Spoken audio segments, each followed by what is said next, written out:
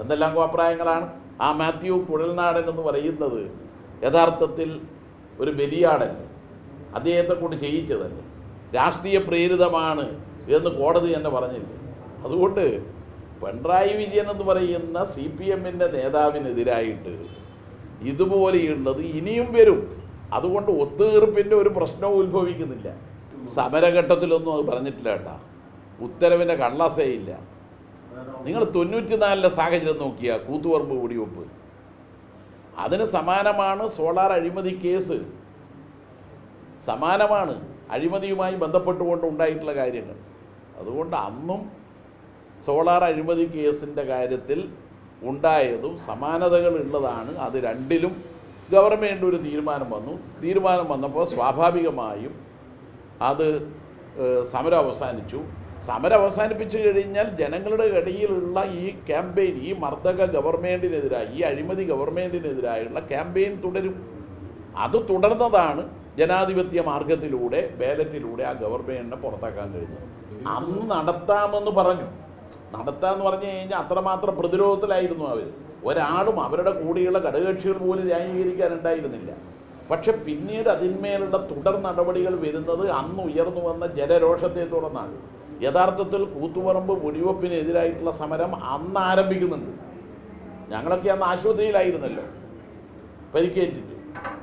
അപ്പോൾ അന്ന് ആരംഭിക്കുന്നുണ്ട് സമരം പുറത്ത്. മാത്യു കുഴൽനാടൻ ആദ്യം പറഞ്ഞത് എന്താ, ഇത് തെളിഞ്ഞിട്ടില്ലെങ്കിൽ മാപ്പ് പറയുന്നു. അദ്ദേഹത്തോട് മാപ്പ് പറയാനേ പാടില്ല എന്ന് പറയുന്നത് കോൺഗ്രസ് നേതൃത്വമല്ലേ? കോൺഗ്രസിൻ്റെ ബലിയാടാണ് യഥാർത്ഥത്തിൽ മാത്യു കുഴൽനാടൻ. കോൺഗ്രസ് നേതൃത്വം ഉന്നതതല ഗൂഢാലോചന നടത്തിയിട്ടാണ് ഇതുപോലെയുള്ള കള്ളക്കേസുകൾ കോടതിയിൽ സമർപ്പിക്കാൻ ചിലരെ അങ്ങ് നിയോഗിക്കുന്നത്. യഥാർത്ഥത്തിൽ ഇങ്ങനെയൊരു വിധി വന്നാൽ എന്താ വിധി? രാഷ്ട്രീയ പ്രേരിതമാണ് മാസപ്പടി കേസ്. ആ രാഷ്ട്രീയ പ്രേരിതമായിട്ടുള്ള കേസ് പൂർണ്ണമായി കോടതിയിൽ എടുത്തു കളയുമ്പോൾ അതിന്മേൽ കോൺഗ്രസ് ഒരു ക്ഷമാപണമെങ്കിലും നടത്തണ്ടേ? LDF ജയിക്കും. കേരളത്തിലെ മഹാഭൂരിപക്ഷ സീറ്റുകളും LDF ജയിക്കും.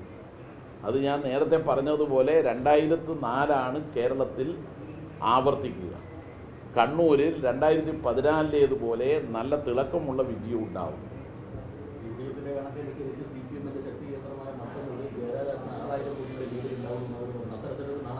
അത് 4-ാം തീയതി വരെ എല്ലാവർക്കും സ്വപ്നം കാണാലോ.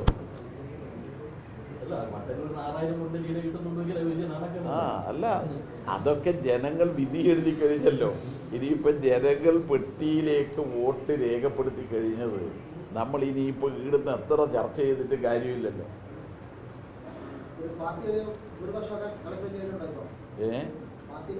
അത് ജനങ്ങൾ തീരുമാനിക്കുന്ന ഭൂരിപക്ഷമാണ്. ഏതായാലും ഭൂരിപക്ഷ സീറ്റുകൾ ജനങ്ങൾ ഇടതുപക്ഷത്തിന് നൽകാൻ തീരുമാനിച്ചതാണ് കഴിഞ്ഞ തെരഞ്ഞെടുപ്പ്.